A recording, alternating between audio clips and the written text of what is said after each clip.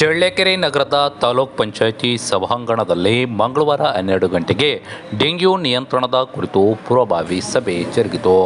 ಈ ಸಭೆಯಲ್ಲಿ ತಾಲೂಕ್ ಪಂಚಾಯತ್ ಇಒ ಶಶಿಧರ್ ಮಾತನಾಡಿ, ಡೆಂಗ್ಯೂ ಪ್ರಕರಣಗಳು ಪತ್ತೆಯಾಗಿದ್ದು ಅತಿ ಹೆಚ್ಚು ಸಿದ್ದೇಶ್ವರನದುರ್ಗದಲ್ಲಿ ವರದಿಯಾಗಿದ್ದು, ಕಡಿವಾಣ ಹಾಕಲು ಅಗತ್ಯ ಕ್ರಮ ಕೈಗೊಳ್ಳುವಂತೆ ಅಧಿಕಾರಿಗಳಿಗೆ ಸೂಚನೆ ನೀಡಿದರು.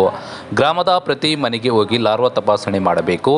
ಯಾರಿಗಾದರೂ ಚಳಿ ಜ್ವರ ಕಾಣಿಸಿಕೊಂಡು ನಿರ್ಲಕ್ಷ್ಯ ವಹಿಸದೆ ಸಮೀಪದ ಆರೋಗ್ಯ ಕೇಂದ್ರಕ್ಕೆ ಹೋಗಿ ತಪಾಸಣೆ ಮಾಡಿಸಿಕೊಳ್ಳುವಂತೆ ಸೂಚನೆ ನೀಡಿದರು. ಗ್ರಾಮೀಣ ಭಾಗದಲ್ಲಿ ಡೆಂಗ್ಯೂ ಸೇರಿದಂತೆ ಸಾಂಕ್ರಾಮಿಕ ರೋಗಗಳು ಹರಡದಂತೆ ಅಗತ್ಯ ಮುಂಜಾಗ್ರತೆ ಕ್ರಮ ವಹಿಸಬೇಕು. ಡೆಂಗ್ಯೂ ಉಲ್ಬಣವಾದರೆ ಹತೋಟಿಗೆ ತರಲು ಕಷ್ಟ.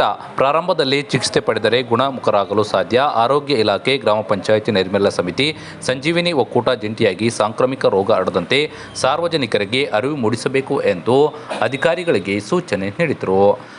ಈ ಸಂದರ್ಭದಲ್ಲಿ ಮಹಿಳಾ ಮತ್ತು ಮಕ್ಕಳ ಕಲ್ಯಾಣ ಇಲಾಖೆಯ ಅಧಿಕಾರಿ ಹರಿಪ್ರಸಾದ್ ಸೇರಿದಂತೆ ಆಶಾ ಕಾರ್ಯಕರ್ತರು ಹಾಗೂ ಸಂಜೀವಿನಿ ಮಹಿಳಾ ಒಕ್ಕೂಟದ ಸದಸ್ಯರು ಸೇರಿದಂತೆ ಮುಂತಾದವರು ಸಭೆಯಲ್ಲಿ ಇದ್ದರು.